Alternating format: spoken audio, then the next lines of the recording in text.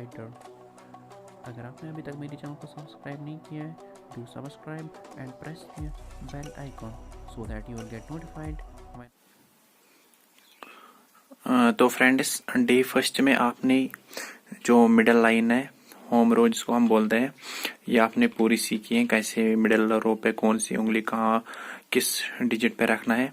तो हमने पूरा सीखा है। आज हम जो ये मिडल लाइन है, होम रो जिसको बोलते हैं, इसमें कुछ वर्ड्स आते हैं।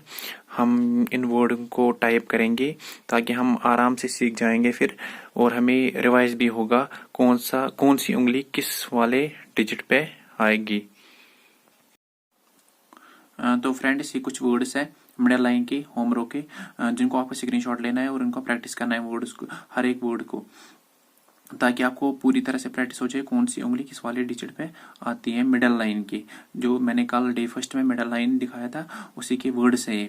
आप इन सब वर्ड्स को पूरा प्रैक्टिस कीजिए, 1-2 घंटे प्रैक्टिस कीजिए, आपको पूरी तरह से प्रैक्टिस हो जाए।